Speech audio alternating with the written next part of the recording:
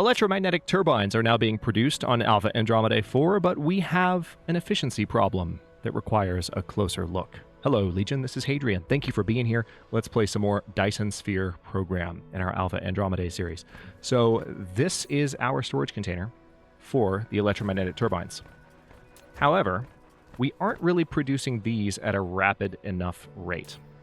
And the reason we're not is when you look at the amount of time that it takes to produce these, which I can't recall if it's actually displayed in the tooltip. Yes, it's displayed in the tooltip. So these take 2 seconds to build, and they require 2 iron ingots, 1 gear, and 1 magnetic coil. Gears, if you look at the recipe for gears, we'll just do this, they just take 1 second to build. Magnetic coils take 1 second to build, and the recipe outputs 2 of them. So not only does this recipe, which is one of the 2 things we need these 2 things to make the electromagnetic turbine. This recipe puts out, it not only goes twice as fast, but it puts out twice as much output as the electromagnetic or the electric motor recipe. So this is exactly the reason that I wanted potentially to be able to move things around in the last episode. So that's what we're going to do. We're going to move these production chains down a bit, like so. I'm going to bring these all the way down here. And I'm going to just copy paste these into position. I'm going to delete those first 2 in just a moment after I build a few more.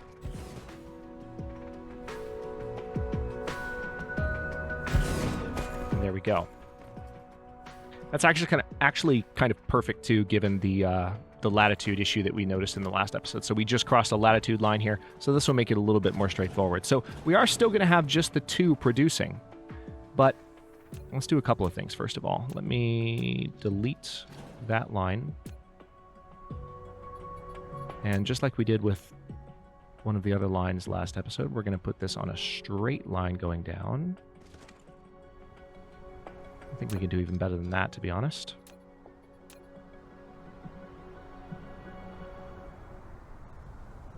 So they're going to run together a little bit here, noticeably. Yeah, you can see them getting a little closer together, but that just keeps them side by side, which is quite handy. All right. Now, for whatever reason, when I copy-pasted these... Oh, you know what? They're no longer right next to it anymore because of the latitude change, but it's fine. We will leave that as is.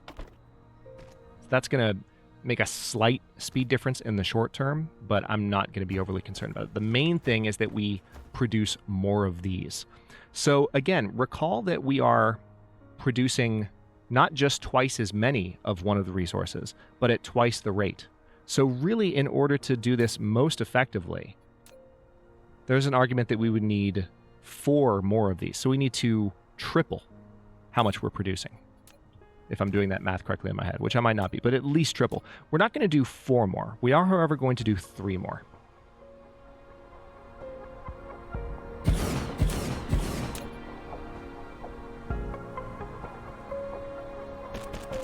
So we'll put that there.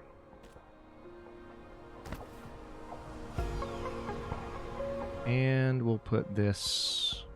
it's going to be a little dicey because the lines, we're crossing that latitude line, so these lines are not going to look their prettiest, but they'll serve the same function.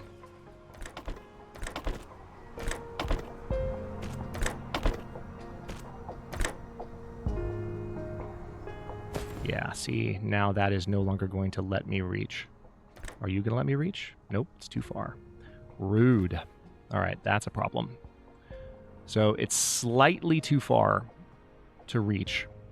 So I think what I'll do... This is just the issue that you run into when you cross a latitude line.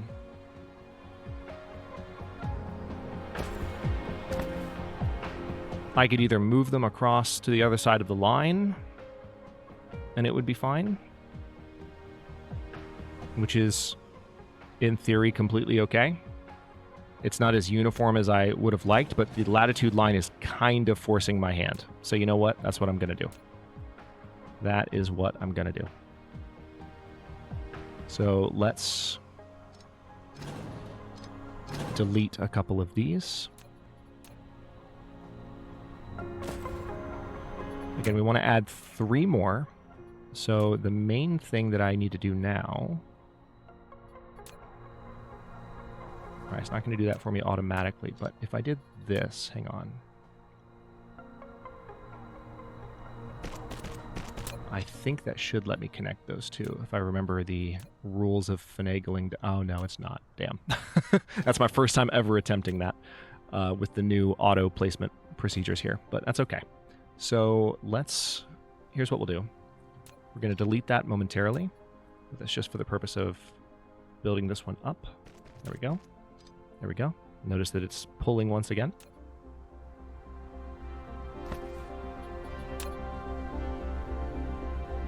Actually, come to think of it, I might be able...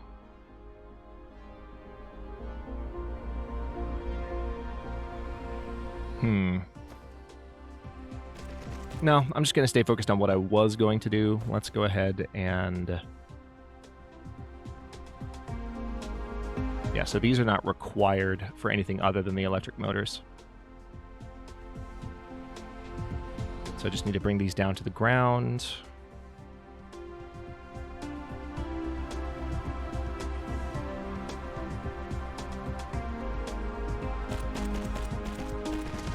Okay, then we need some metal production, which can work just like so. And I think I can actually... Yeah, let's see if I can do this.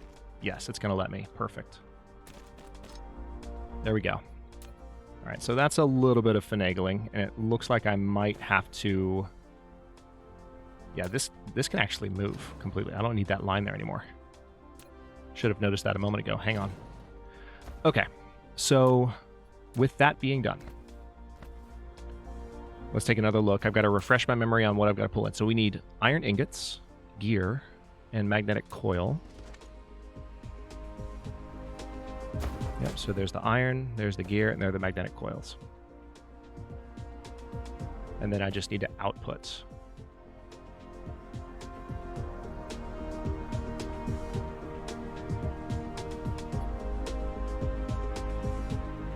I think I see what I can do. It's going to involve 2 lines of these, but it's going to be the easiest way to do it, I think. Or, wait, no. Even better.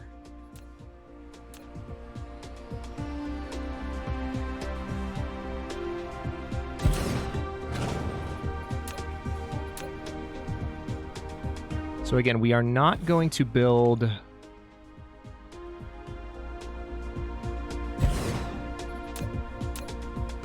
Let's put a Tesla tower right there. We're not going to build as many as we need to completely double up the process. We're just going to bring it close to full efficiency and see if that's enough for our purposes. So we want to have motor production.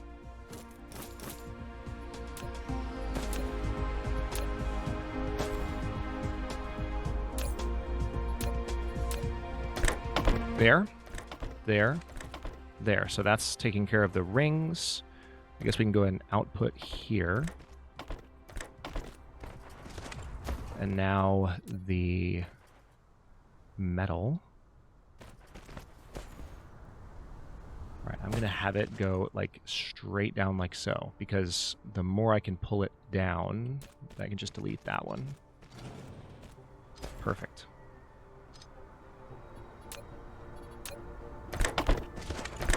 All right, there's the metal, and now just the rings. So what we need to do here is probably delete... Should be able to get away with deleting 2 of those. Perfect. Now I'll delete that one. And then this should let me turn. Perfect. You learn after a while playing Dyson Sphere Program how you can really mess with some of the belts in the way that I'm doing right now. Like, because you wouldn't be able to just tell the automatic building system to build like an L shape where it's this hard of a... where it's this sharp of a turn. You can't just plug that into Dyson Sphere Program and have it work. But once you know when you can delete a section of something that the like auto lowering, auto raising mechanics have built for you, and build something yourself, then there's tricks that you can pull off, like that hard L that I just pulled. So that's that. And now we're producing these at a more rapid clip. So that efficiency problem only took about 10 minutes, has been resolved. And we have a bunch of electromagnetic turbines already, which is fantastic. Notice, by the way, we have some logistics slots in our inventory, which is nice. I'm going to worry about that a little bit later. But again, we'll do that when we go back to Alpha Andromedae 2. That's a really, really handy function. Now, what's happening here? Did I somehow not have these outputting? Oh, no, this is one of the new ones.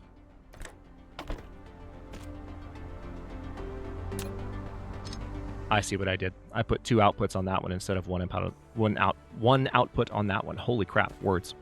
Okay. Really important moment here, because look what we can do. Holy crap. Okay, no, let's cancel all those. That's not necessary. We can start building level 2 sorters. They build quickly, they build 2 at a time, so those will be done in no time. And on top of that, we can start building level 2 conveyor belts. Momentous occasion here. Absolutely momentous occasion. And while those are being replicated,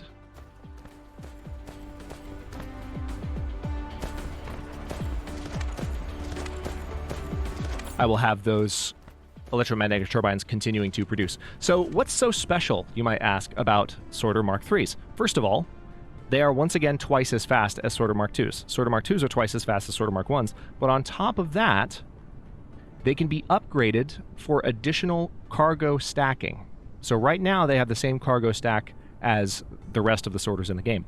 But very soon, I will start being able to stack additional cargoes in one movement. So what that means is that rather than grabbing just one of these cubes, representing an iron ingot, off of the line, it will go ahead and stack 2.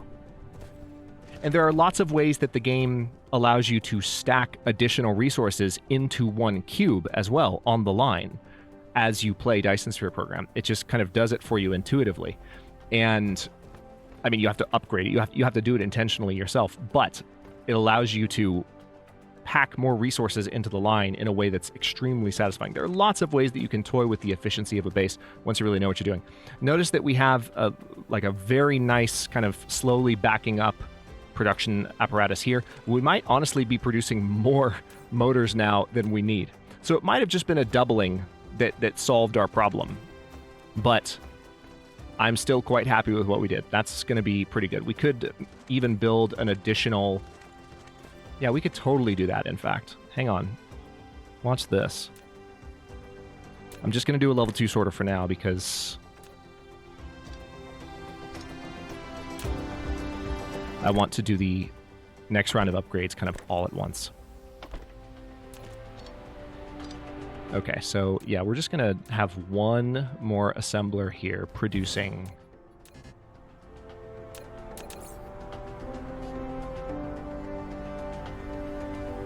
All right, let me cancel those for just a moment.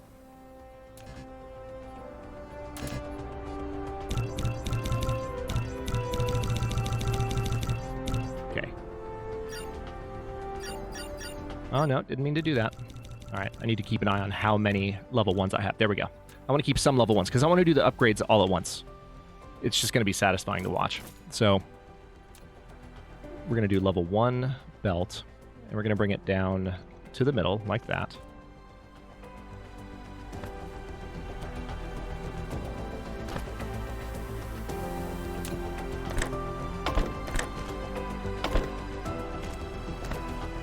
And then we're going to have that go there. And there we go. So now we have additional... Now we're backing up on motors again. That's freaking funny.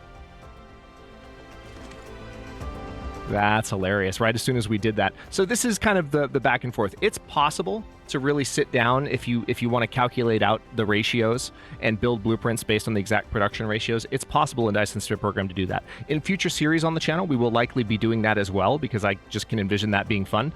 But while I'm introducing myself to the commentary process for this game and talking through the complexity of a game this enormous, and while I'm introducing the channel to it as well, we're going to keep it simpler. But this is a great example of a problem that can be solved with a little bit more in-depth thinking and planning. And there are methods of doing that. There are lots of great creators already working within the Dyson Sphere Program space that kind of have some explanations for how to do that. And lots of great community resources as well, including a Discord, subreddit, etc., that you can access for information on that. But let's see. So actually, it looks like I might be running a little bit low. Oh, that's the problem. The problem is that I don't have enough metal production coming in. So that's quite, I would say, actually, this is a perfect time for me to upgrade belts. And you'll get to see the benefit of doing this. So here's what we're going to do. We're going to upgrade for now just belts. And there is a brush tool that allows you to just sweep over the land and upgrade everything in sight very quickly. I'm not going to do that just yet, but notice now that we have these green belts. And I want you to see the speed difference as I begin to upgrade these. Because this should solve the metal problem that I'm currently seeing. That's really perfect timing. It couldn't be better.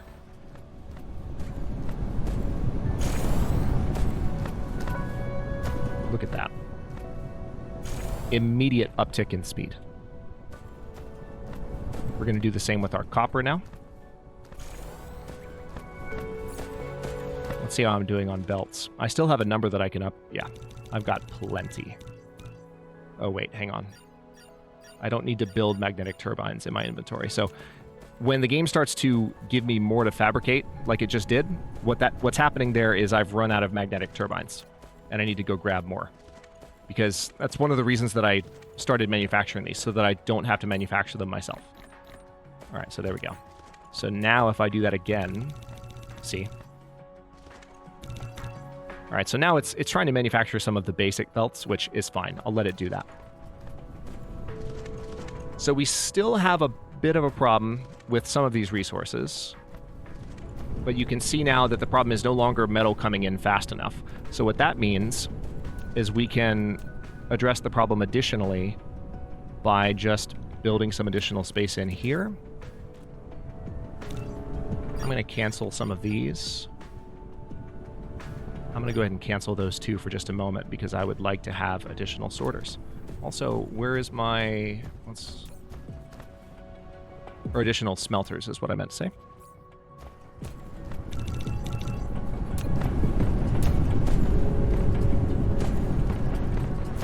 Okay.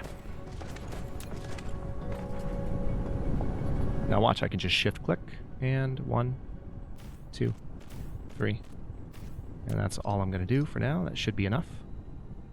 And of course, we still have sorter upgrades. Speaking of sorters, we still have those to do as well. All right, so let's see how many of the current... all right, so I have 222. I have plenty to continue upgrading with, so I'm going to do that. I'm going to start from the top of my chain, though. So we've already finished with the iron. Let's go up here. Now you can see the point where it stopped upgrading the line here. So let's finish upgrading the copper.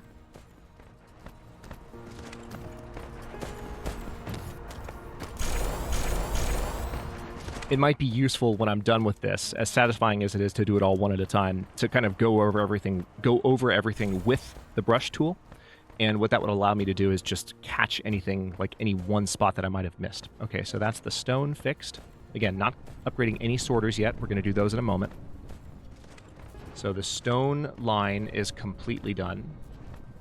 Now let's get the silicon set up. Now the silicon has nothing going on right now because we don't have it linked into our production chain at all, funny enough. All right, so now we're going to have that line upgraded.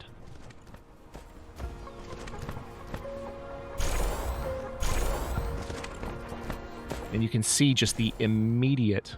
Oh, wait, hang on. I might need to still make some more. I do. Because I'm out of the basic conveyor belt. But you know what? Let me cancel some of these because I don't actually need that. Since I have replaced so many of the old conveyor belts, there we go. I no longer need to build the basic kind that were queued up there. So that's okay.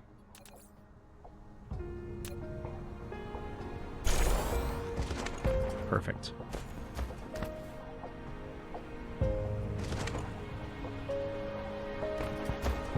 So it seems as though we are more or less done here with upgrading the belts.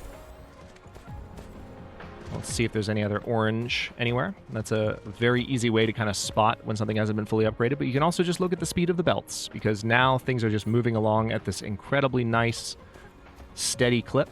As a matter of fact, it's so steady that I'm going to go ahead and expand our line here by one more of these.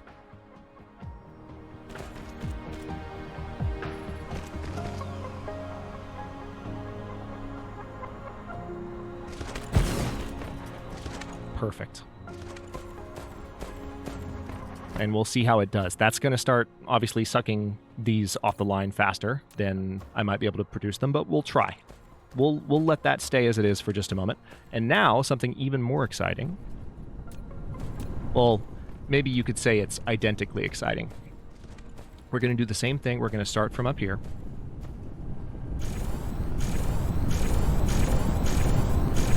So you can even see the speed difference right away in these level 3 sorters. And I will show the upgrade brush tool on the home planet, for sure. But for now, we're going to do them one at a time.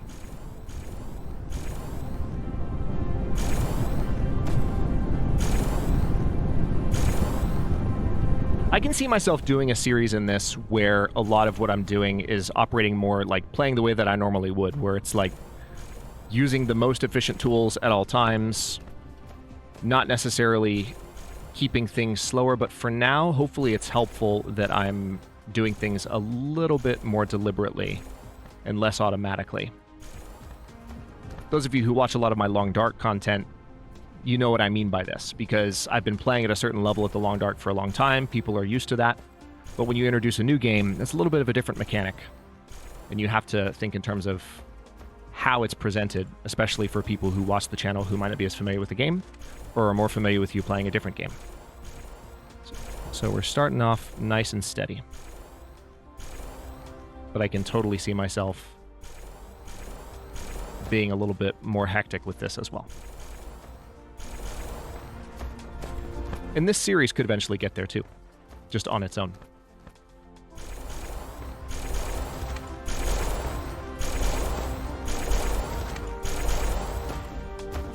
So now that we have these sorters moving so quickly, you can definitely notice that that has exaggerated the issue of supply that we ran into previously.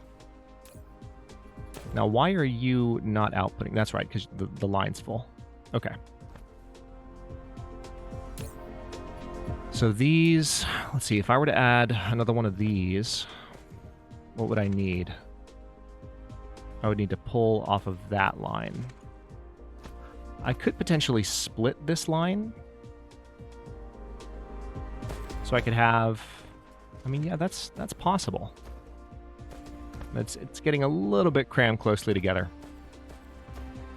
There is also an upgrade coming up. Let's see if we can go ahead and do it. I mentioned toward the end of the last episode, we also have some technologies to queue up, and we have lots of space with which to do so. So why not go ahead and take a look at what some of our options are?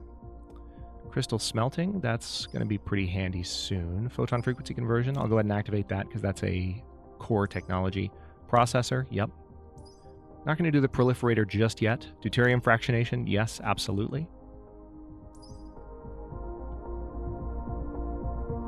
Hydrogen fuel rod, yes, absolutely. All right, where are... All right, planetary logistics requires thrusters. So we are moving towards having the ability to have planetary logistics and have things carried around for us. That's going to happen quite soon. As soon as I finish making some of these choices, I'll tell you a little bit more about what it is exactly that I am doing. What I'm queuing up. Nice. Okay, so this is going to be one of the next processes I can look at. What's required, though? The processor? You know what? Tell you what, let's cancel a few of those. I want to enqueue that to be a little bit sooner in the process. Then I'll queue up the hydrogen fuel rod. Queue up deuterium fractionation.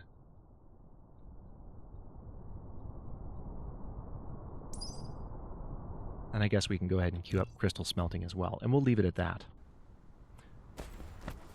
So, photon frequency conversion is the first thing. I guess I'll pull the tree back up so we can look at it this way. This is going to give us the photon combiner, as well as a more advanced recipe for the photon combiner, which requires me to have a rare resource, which I currently don't have, but I will in the future.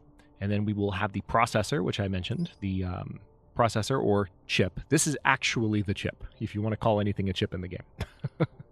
This is the processor. It's going to require, as you can see, what I keep calling the chips. It's going to require those circuit boards, and it's going to require the microcrystalline components, which are this thing here. Haven't built any of them yet, but that's what we will be using for those, and those require both copper and silicon. We can produce a lot of what I'm looking at right now on this planet we're on right now and have it shipped back, or at least we might be able to bring it back ourselves, but we can do a lot of that here. So after that, we will have the high-speed assembling process. So that's a very, very important upgrade there, because when those are built, hang on, what's the recipe for those? Yeah, I'm going to need some pretty advanced things to build those, but that will allow us to build things in assemblers, including everything we're currently building on this planet, much faster.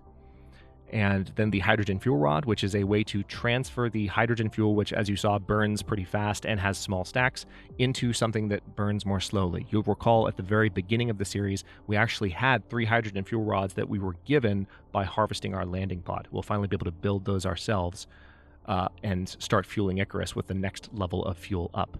Deuterium fractionation, that's going to be the earliest way to obtain deuterium, which is another very important kind of fuel and just very important resource in general. Those of you who watch a lot of science fiction, you've heard deuterium mentioned plenty. So it's invoking a lot of science fiction just by bringing that up. Crystal smelting, this is going to give us just a couple of more advanced resources. Again, when you see that icon in the center there next to specifically next to the diamond. So this is the basic diamond recipe, but there's a special diamond recipe when you have a certain advanced resource, and that's what that icon kind of means. So, having done all of that, in the next episode, we are going to head back to Alpha Andromedae 1, or Alpha Andromedae 1 and 2, because they're next to each other. We're going to bring a ton of these with us. I'm going to go ahead and load them up now. And we're going to upgrade all of the belts there, all of the sorters there, and we're going to do it with the belt tool, or with the brush tool, so that you can see how quickly you can upgrade everything kind of on the fly. As I say this, let me go ahead and take one last look at everything that I have here, just to make sure that I've upgraded everything as needed. The colors definitely leap out at you, and here are some things I haven't upgraded. So the colors kind of make it easy to spot sometimes. And that appears to be that. Much more efficient now that we've got the level 2 stuff set up. Even before we have it set up on our homeworld, we've got our outpost planet completely running on the upgraded logistics that we just finished researching and that are just so frickin' pretty. Thanks for watching. If you enjoyed this one, don't forget to like the video and subscribe to follow along. New episodes are coming out every day at noon U.S. Eastern Time. Comments are always welcome. Let me know what you think, and I'll see you next time.